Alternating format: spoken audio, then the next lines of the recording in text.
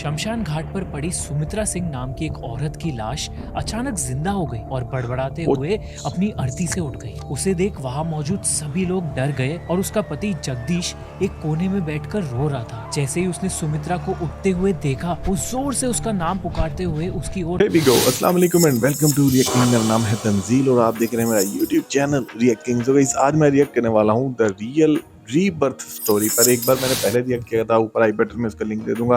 अभी तक नहीं वो वीडियो देखी तो आप वो भी देख सकते हैं।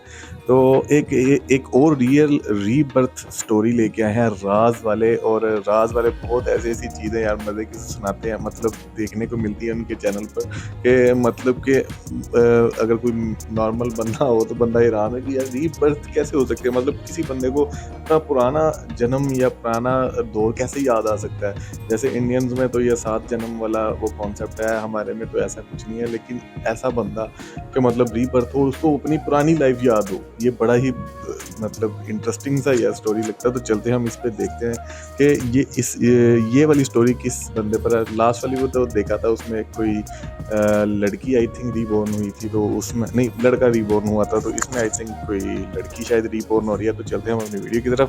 वीडियो शुरू करने से पहले अभी तक आपने मेरे चैनल को सब्सक्राइब नहीं किया तो चैनल को ज़रूर सब्सक्राइब कर लेना। और हम चलते हैं इस वीडियो को देखते हैं। Let's check it out. Okay जी। मैंने मौत के बाद का अंधेरा देखा। यमराज मुझे लेने आए, लेकिन मेरी संतोषी माँ ने मुझे सबसे बचाकर फिर से एक नई जिंदगी दी।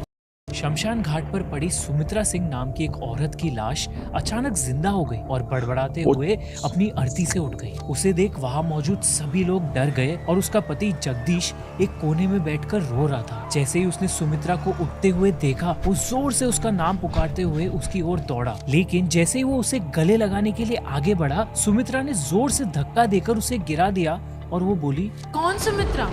मैं कोई सुमित्रा नहीं, मैं शिवा त्रिपाठी हूँ।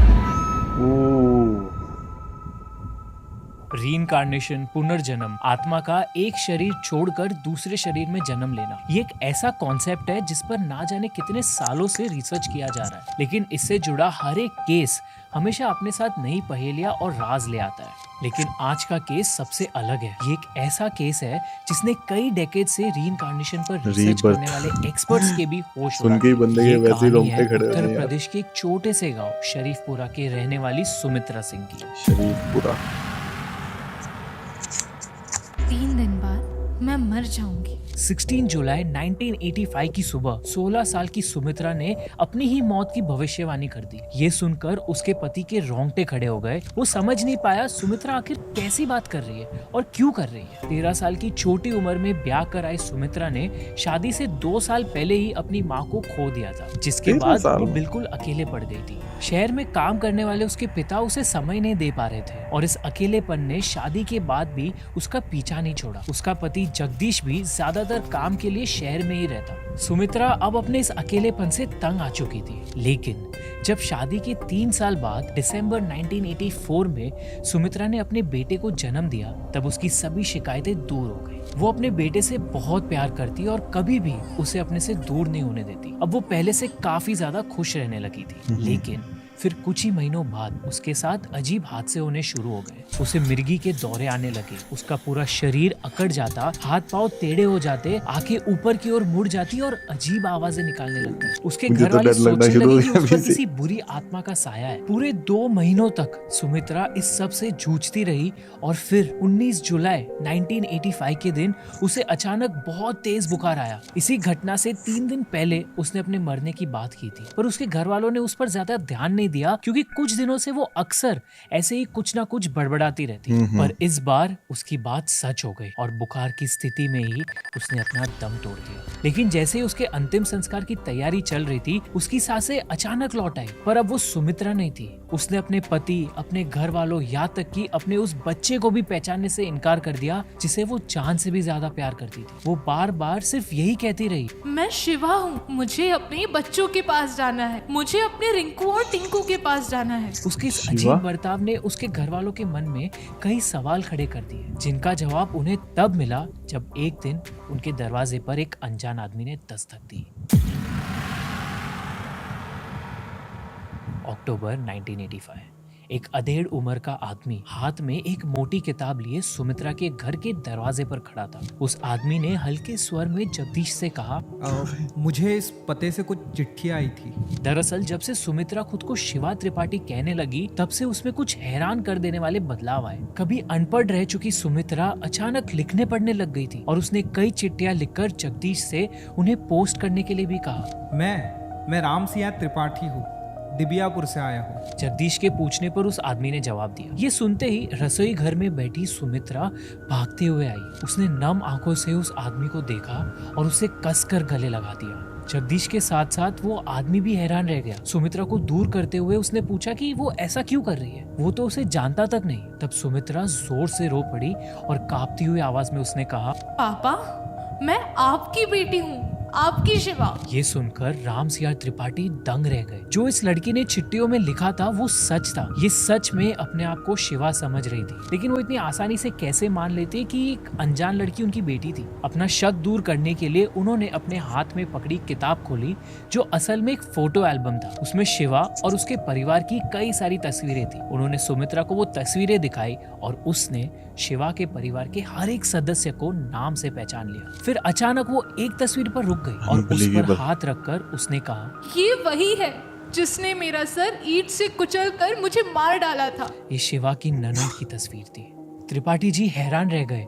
उनकी आंखों में आंसू आ गए और उन्हें ये यकीन हो गया कि यही उनकी शिवा है। उन्होंने उसे गले लगाया और फूट फूट कर रो पड़े। लेकिन जगदीश और उसके परिवार के सवाल अभी तक बाकी थे। आखिर ये शिवा त्रिपाठी थी कौन? क्या सुमित्रा सच में उसका पुनर्जन्म थी? पर इतने सालों बाद अब उसे अपना पहला जन्म क्यों याद आ रहा था?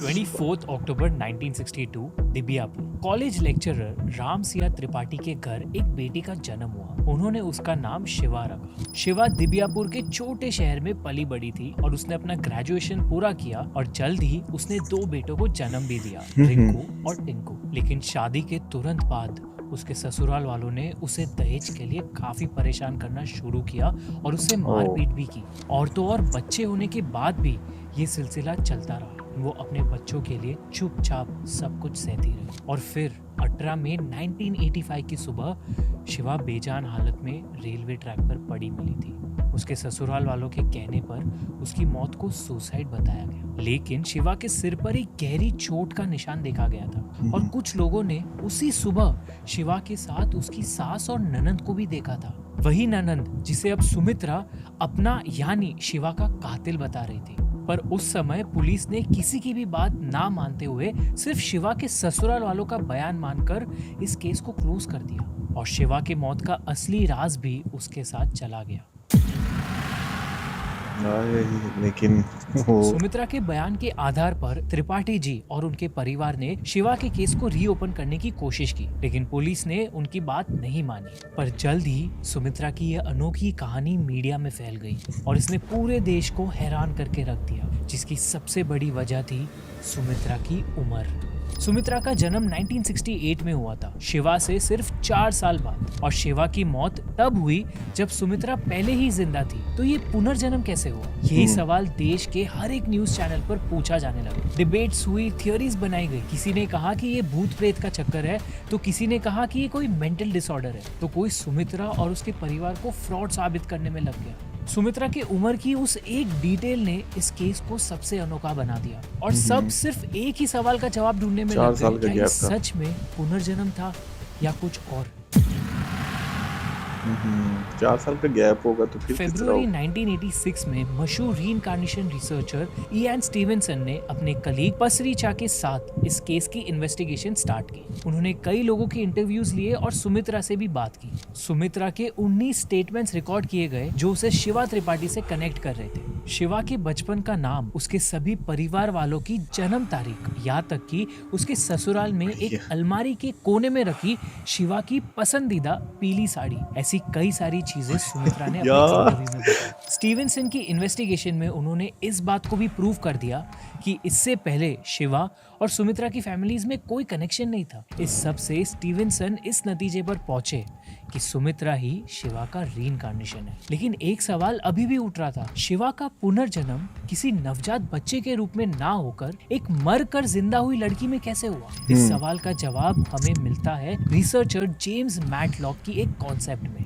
रिप्लेसमेंट रीइंकार्नेशन, जिसमें एक मरे हुए इंसान की आत्मा किसी दूसरे शरीर में घुसकर उसकी आत्मा को रिप्लेस करती है। कई लोगों को ये डेमोनिक पोजेशन जैसा लगता है, लेकिन ये उससे बेहद ही अलग है। पोजेशन या भूत बाधा में एक आत्मा जिंदा इंसान के शरीर पर काबू पा लेती है, लेकिन उस इंसान की आत्मा उसके शरीर से बाहर नहीं जाती। वहीं दूसरी तरफ रिप्लेसमेंट रीइंकार्नेशन में एक आत्मा दूसरी आत्मा से बदल जाती है, और शायद यही हुआ था सुमित्रा के साथ।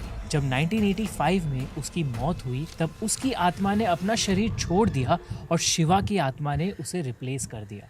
हिंदुइज्म में इस कॉन्सेप्ट को परकाया प्रवेश कहा जाता है। स्टीवेंसन की परकाया रिसर्च प्रवेश। 1987 में पूरी हो गई और कई डिबेट्स और काउंटर थियोरीज को खारिज करते हुए उन्होंने ये साफ कर दिया था कि सुमित्रा पर ना ही कोई भूत बाधा थी और ना ही उसे कोई दिमागी बीमारी थी। ये केस रीइंकार्नेशन रिसर्च की हिस्ट्री में इतना पॉपुलर है कि स्टीवेंसन के इन्वेस्टिगेशन के लगभग 20 साल बाद 2009 में उनकी पुरानी कलीग एंटोनिया मिल्स ने अपने साथी रिसर्चर दिमान के साथ मिलकर इस केस को फिर से स्टडी किया, और उन्होंने भी अपनी रिपोर्ट में यही कहा कि इस केस में किए गए इन्वेस्टिगेशंस और फाइंडिंग्स इतने एक्यूरेट है कि शायद ये दुनिया की सबसे ज्यादा क्रेडिबल रिप्लेसमेंट रीइंकार्नेशन का केस है। 1998 में सुमित्रा उर्फ शिवा की मौत हो गई। रिपोर्ट्स के अनुसार वो मरने तक शिवा बनकर ही रही, लेकिन उसने अपने पहले दोनों बच्चों के साथ सुमित्रा के बच्चे और पति को भी अपना लिया था। पुलिस इन्वेस्टिगेशन रीओपन ना होने की वजह से सुमित्रा के बयान के बाद भी शिवा की ननद पर कोई कार्रवाई नहीं की गई। गांव के लोगों का ये कहना है कि 1985 में मरकर वापस आने के बाद सुमित्रा ने कहा था कि माँ संतोषी ने उसे सिर्फ कुछ सालों के लिए वापस भेजा है, ताकि वो अपनी वो जिंदगी जी सके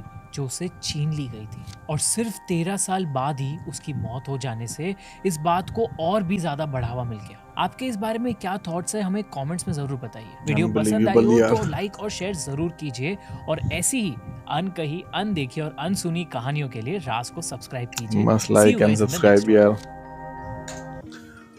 अनबिलीवेबल यार, मुझे तो मतलब अंदर से मेरे वो रोंगटे से खड़े हो रहे हैं। मुझे अंदर से मतलब खौफ सा लग रहा है इस तरह कि मतलब कि कोई बंदा अभी एक अचानक से डेथ हुई है और फौरन से रीबर्थ हो गया। मतलब किस तरह पॉसिबल है यार? साइंटिफिकली मुझे तो समझ नहीं आ रहा कि, लेकिन साइंटिफिकली भी प्रूव किया लोगों ने, उस पर पूरी की पूरी रिसर्च की, और 2 साल बाद उन्होंने बताया कि नहीं जी ये बिल्कुल एक्यूरेट है। मतलब उनके खानदान का कोई ताल्लुक नहीं है एक दूसरे के साथ, लेकिन वो दोबारा वापस आई और उसकी रूह दूसरे किसी जिस्म में उसने अपना घर किया और वहाँ पर दोबारा रिबर्न हुई और दोबारा 13 साल उसने अपनी ज़िंदगी के गुजारे।